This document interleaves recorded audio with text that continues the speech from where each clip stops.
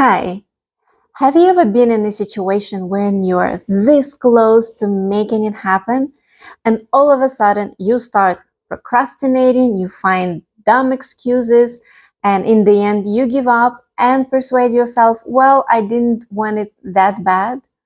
Or you have been wanting to get that promotion, you finally have it, and what you do, you start messing up left and right. Or you meet the man or the woman of your dreams and you do everything possible to drive them away and make you break up with them. Does that sound familiar?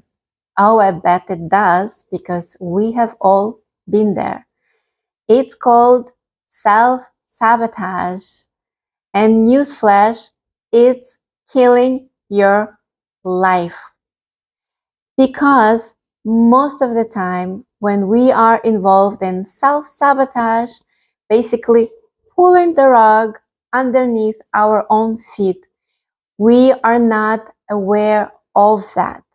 Because self-sabotage has so many faces that it's really, really hard to understand that you're doing that to yourself, that you killing your dreams and goals and aspirations at their core. But good news, if you stick till the end of this video, I will share something that you will not hear anywhere else. And that is why we do self-sabotage. The biggest reason that will allow you to catch yourself each time when you do that. And of course, I will give you the techniques to understand when you are actually self-sabotaging yourself, so you can live the life with your dreams and goals without killing them at their core with your own bare hands. Hello, I am Tatsiana, your life coach. I am known for helping people like yourself to get clarity and direction in life's challenges. I am committed to empowering you to move from feeling stuck to confidently finding your way forward, because I believe you deserve a life with clear goals and forward progress towards the success that you envision. If you're ready to dive in and create a more beautiful, meaningful, fulfilling life for yourself, here is my number. Reach out and sign up for a free first consultation with me to start your journey today. Self-sabotage turns you into your worst enemy. And the worst part, there is no one to blame but yourself. And you cannot say, well, I didn't know I was doing that, because not knowing does not free you from responsibility. So you are responsible for your life, and you don't want to sabotage your dreams and goals. You want to have them.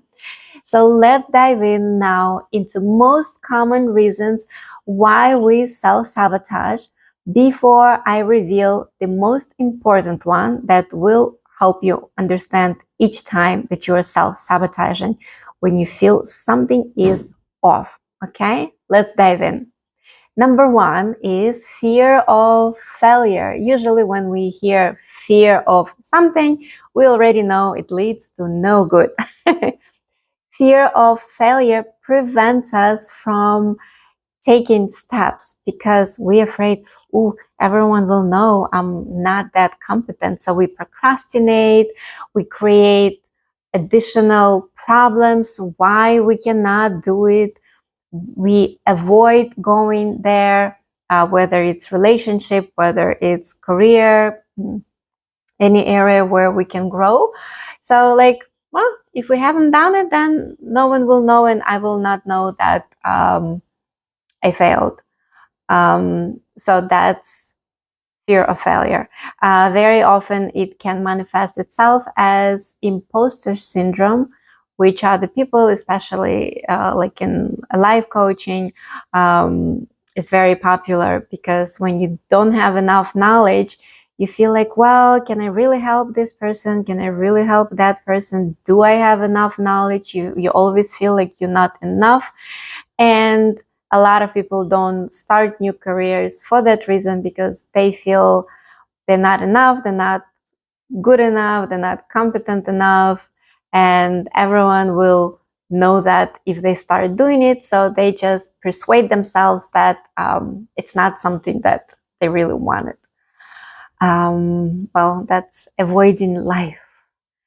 Number 2 is fear of success. Quite the opposite, but that also exists, believe it or not. As an example, I have a friend. She has a corporate job and also a business on the side. And she is hoping to grow her business on the side to the point where she can leave her corporate job. But she has been doing that business on the side for maybe 15 years already. And somehow it just like never grows to that point. But the reason behind it, why she's actually not growing it to the point where she can leave her corporate job, because with that will come different level of responsibility and different life choices. Because she says, like, once her business is thriving, she wants to leave United States, she wants to travel, move to another country, do this and that. And that will take a lot of guts to do that. So she is basically procrastinating growing her business. She's afraid of that success, because with that will come life changes. Some of us can be afraid of success because we get more money, and with that money, we're afraid that we may lose friends, or that our family will start using us just for money, or money is bad. How can I have money? So all of those subconscious beliefs about something are stopping us about success in this context. Number 3 is low self-worth. This is really interesting one. Example is, remember when people win lottery, like huge number, and then they come from like being very poor or just like very average to millions and millions of dollars. And in the end, they either end up poor or commit suicide because they end up poor. They blow their money. Why this happens? It happens because of low self-worth. You know why? Because deep inside, they feel they're not worth this money. So when you feel you're not worth it, you will start rejecting it. In this case, they will blow it away on everything. And it's not because they lack money management skills, or they could not hire someone who will manage their money. It's like absolutely doable, but it's because it doesn't belong to them. They don't feel that they're worth it. So they will just get rid of it. And very often, actually, our dreams do not come true. We don't pursue them because mentally we're not ready. We're not ready for that success. We're not ready for that money. We're not ready. We feel like we're not worth it. So it's very tricky one, very interesting one, how our self-worth drives our behavior. Comfort in the familiar is another one. It's very obvious, you know. I know my devils. I know I'm like uncomfortable here, but I know everything. I know like every piece of dirt that surrounds me. So I don't want to try anything new because it's like it's too hard, it's too scary, it's too complicated. So I prefer to be in this pool of mud that I know it. I know it already, and it's familiar. And last one is addiction to stress and chaos. Have you met people that no matter what, there's always drama in their life? I had a friend like that. he finishes one stressful business, sues his business partners. Then like all of a sudden he starts a new business. He knows it's going to be stressful. He doesn't have time, resources, or energy resources. He still goes for it. And his life is always drama, drama, drama.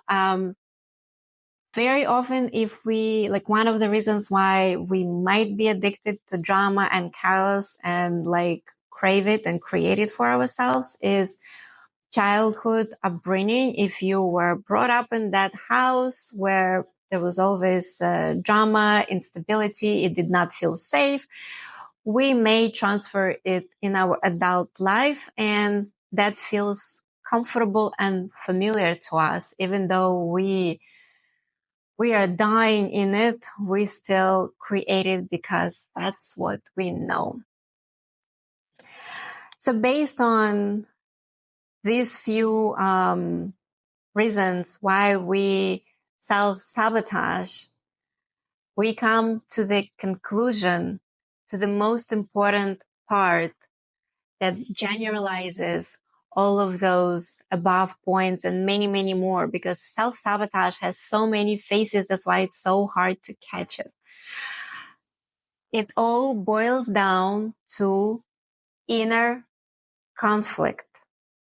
When your conscious beliefs, desires, goals do not match with your subconscious beliefs, desires, and goals.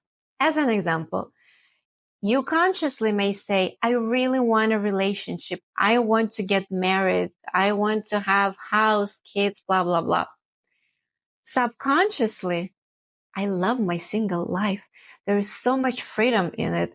I don't need to compromise. I don't need to go into the vulnerable state, because like love and relationship always takes us into vulnerability. So you want a relationship, but you will always be attracting partners that you will have like 6 months relationship with, and then you just like break up with them, because it helps you enjoy the introductory period of the relationship, but actually never go too deep.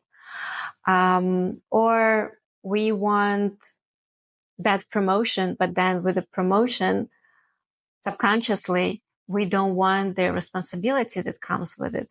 So we mess it up. Like we never get it, or once we get it, we will try to get rid of it. So it always boils down to inner conflict between your conscious and subconscious. In psychology books, very often they portray conscious and subconscious like a big iceberg. And the tip of the iceberg is our conscious that, you know, we're aware of, that we know of, that we think is the driver. But the huge part underneath the water that we don't often know exists unless we go into therapy or work with life coach or do work on ourselves.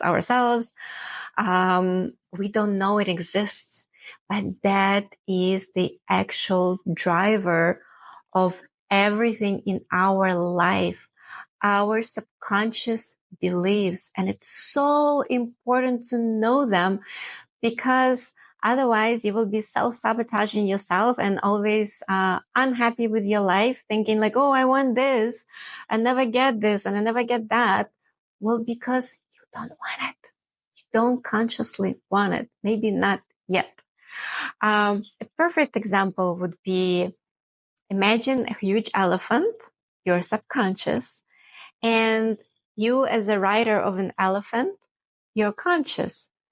You think you operate the elephant and it goes where you want. And very often it does. But there are cases if the elephant is scared of something, doesn't want to go somewhere, he will not, and there is nothing you can do. He will be in the driver's seat. You will be just like going alone. So it's very, very important to understand your subconscious beliefs. So how we do it? Number one, the easiest one is, of course, journaling. I always say journal everything, because even just like silly ideas every day, because it helps you understand what you feel and what you want. I remember I always do journaling, and then I would start reading something from a few months back, and I'm like, really? I already knew I was dissatisfied with this situation, with this relationship or something, but I continued going, and I was still confused whether or not I want to stay in that relationship or in that situation.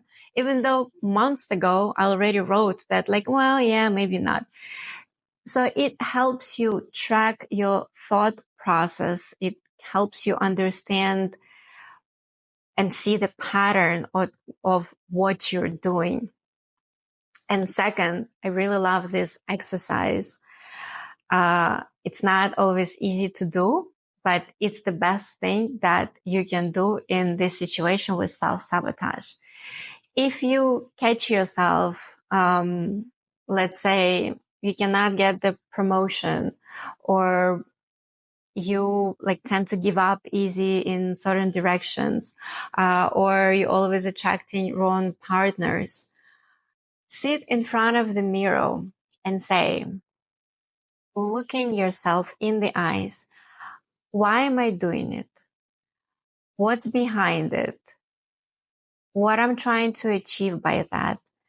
And it sounds silly, like talking to yourself in the mirror, but trust me, whenever you talk to yourself in the mirror, it creates this kind of, I don't know the terms, but once you try it, you will see the connection. You will be able to see into yourself more clearer, because you looking yourself in the eyes. And it's the hardest part, to actually look someone in the eyes, because even when we look at our own reflection, we look at the eyes, like eyebrows, hair, lips, something, how we look, but we never look just in the eyes, a stare. It's really uncomfortable even to look at yourself in the mirror. That exercise, every time you feel uneasy, it works wonders. It will help you get to the bottom of your self-sabotage.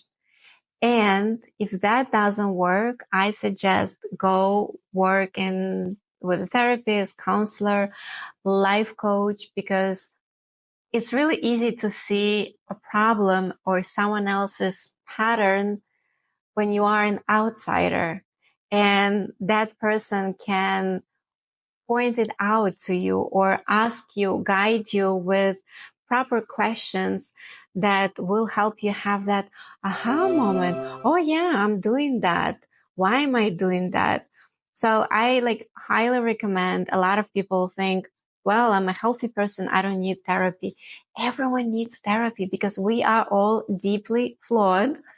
And it's a good thing. I always say, love your flaws and flaunt your flaws, and that's what makes you unique. But you want your flaws to help you grow, not to stop your growth and you achieving your dreams and desires. And if you would like to work with me, you can reach out at this number, or it's also listed below, and schedule your first free consultation and start building the life that you love today. Hope you found this video helpful. If you did, please like, share, and subscribe for more helpful videos on how to make your life easy, fulfilling, meaningful, and joyful. And next time you are trying to delay something, procrastinate, or mess up something, stop and ask yourself, why am I doing it? Because self-awareness is the first step to a healthy living. Good luck. See you next time.